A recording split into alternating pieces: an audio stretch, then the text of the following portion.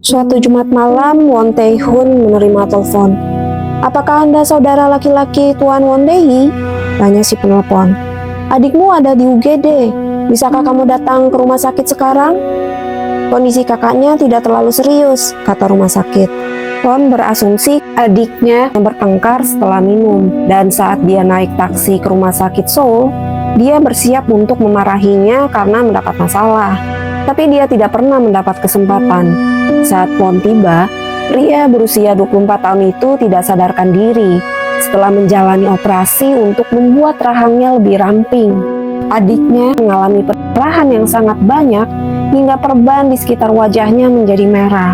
Dia meninggal di rumah sakit 7 minggu kemudian.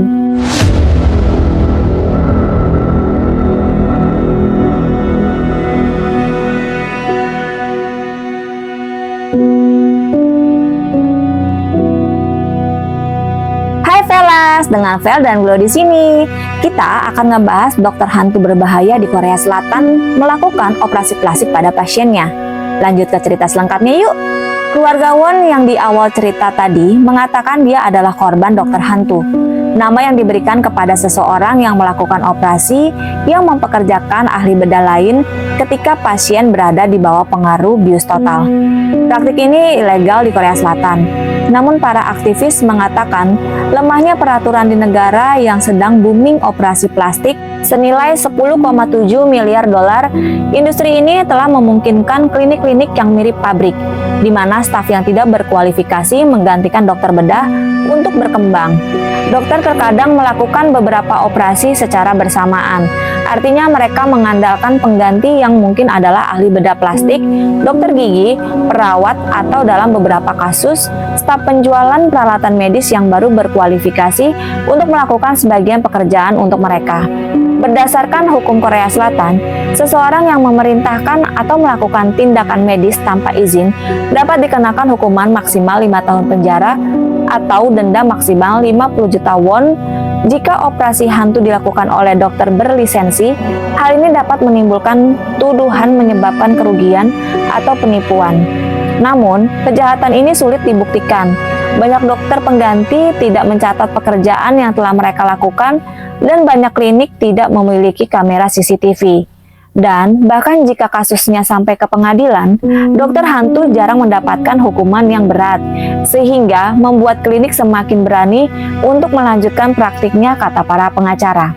Namun kasus Won yang menarik perhatian telah membawa perhatian baru pada operator bayangan. Keluarganya tidak hanya mengajukan tuntutan pidana terhadap dokter yang terlibat, mereka juga menuntut perubahan hukum. Cerita Won. Won adalah seorang mahasiswa yang hangat dan rendah hati, tipe anak yang memasak sup rumput laut untuk ulang tahun ibunya, tenang keluarganya. Dia adalah seorang yang berprestasi tetapi merasa tidak percaya diri dengan penampilannya dan percaya bahwa operasi plastik dapat membuatnya lebih sukses, kata saudaranya.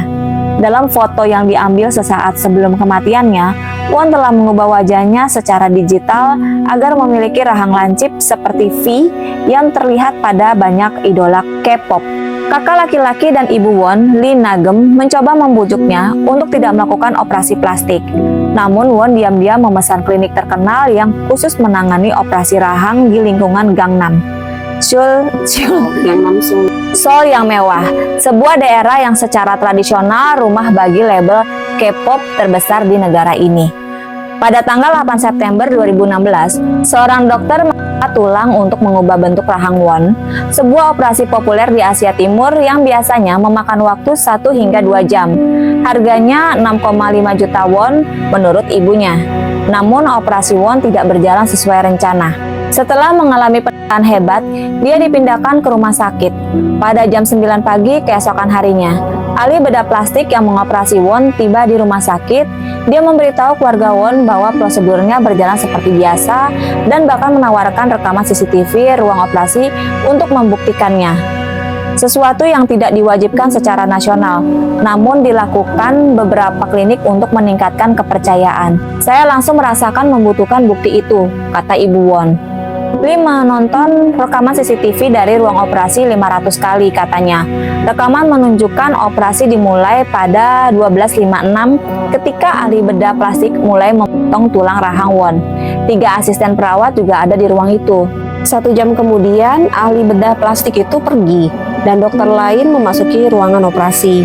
Keduanya masuk dan keluar ruangan, namun selama hampir 30 menit tidak ada dokter sama sekali di ruang operasi, meski ada asisten perawat.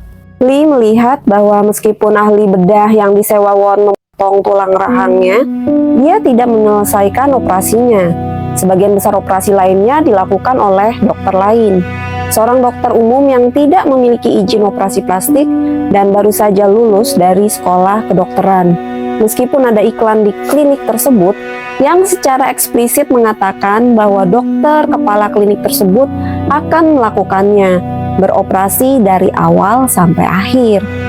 Adikku percaya pada dokter utama itu, dan itulah sebabnya dia memutuskan untuk dioperasi di sana, kata Won Tae-hun. Operasi akhirnya selesai pada pukul 16.17, lebih dari 3 jam setelah dimulai, menurut rekaman tersebut. Operasi rahang biasanya memakan waktu 1,5 jam atau kurang bagi dokter berpengalaman. Menurut Kim Son-woong, mantan Direktur Hukum Asosiasi Ahli Bedah Plastik Korea, yang telah menjalankan klinik bedah plastik selama 25 tahun. Setelah operasi, kedua dokter Won pulang ke rumah, meninggalkan perawat yang bertanggung jawab karena dia kehilangan darah. Lee mengatakan dia terkejut dengan rekaman itu. Saat putranya mengalami pendarahan, para asisten mengoreksi riasan mereka atau melihat ponsel mereka. Total, mereka mengepel lantai yang berlumuran darah sebanyak 13 kali. Ketika profesional medis mengevaluasi rekaman tersebut, mereka menemukan kemungkinan besar dia kehilangan darah 3 kali lebih banyak dari yang dikatakan dokter. Saya kira dokter hantu ini tidak memeriksa berapa banyak darah yang ditumpahkan anak saya, dia menambahkan. Saya sangat marah dengan kenyataan itu. Seandainya salah satu dari 3 dokter memeriksa seberapa banyak pendarahannya, katanya, mengacu pada ahli bedah plastik, dokter hantu, dan ahli anestesi. Tapi tidak ada yang melakukannya. Meskipun Won meninggal, klinik tersebut tetap buka dan terus mengiklankan bahwa sudah 14 tahun berlalu tanpa ada pasien yang mengalami kecelakaan apapun. Klinik tersebut ditutup tahun lalu, tidak jelas alasannya. Kurangnya hukum. Keluarga Won ingin meminta pertanggungjawaban mereka yang bertanggung jawab, namun mereka segera menyadari bahwa undang-undang seputar dokter hantu lemah dan tidak lengkap. Mahkamah Agung Korea Selatan menyetujui operasi plastik untuk tujuan estetika sebagai praktik medis pada tahun 1974. Dan pada tahun berikutnya, ahli bedah diperlukan untuk lulus ujian profesional. Pada tahun 2014, para pejabat menyadari adanya praktik operasi hantu. Pada tahun 2015, sekelompok ahli bedah plastik meminta Kementerian Kesehatan dan Kesejahteraan untuk memperketat peraturan dengan mewajibkan dokter untuk menyebutkan siapa yang mengoperasi suatu prosedur dan memasang kamera CCTV di klinik. Kelompok masyarakat mulai memantau operasi hantu, seperti yang dilaporkan oleh stasiun penyiaran Korea SBS pada tahun 2018 di jurnal medis Annals of Surgical Treatment and Research, menemukan bahwa praktik tersebut masih merajalela.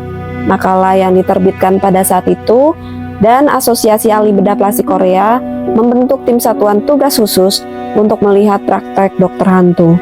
Pada tahun 2018, undang-undang diubah untuk menaikkan hukuman bagi dokter yang memberikan instruksi operasi hantu. Namun salah satu dokter bedah mengatakan bahwa ia mulai bekerja di salah satu operasi plastik terbesar di Amerika Serikat pada tahun 2012. Ia tidak lagi bekerja di sana, namun ia berbicara karena dia tidak ingin hidup dengan rasa bersalah. Dia mengatakan bahwa dia sering diminta melakukan operasi untuk dokter utama dan menjelaskan bagaimana penggantinya menunggu di ruang bawah tanah sampai mereka dipanggil untuk mengoperasi pasien. Orang-orang ini tidak terdaftar sebagai karyawan di situs klinik dan klinik menyajikan operasi yang dilakukan oleh ahli bedah terkemuka, katanya.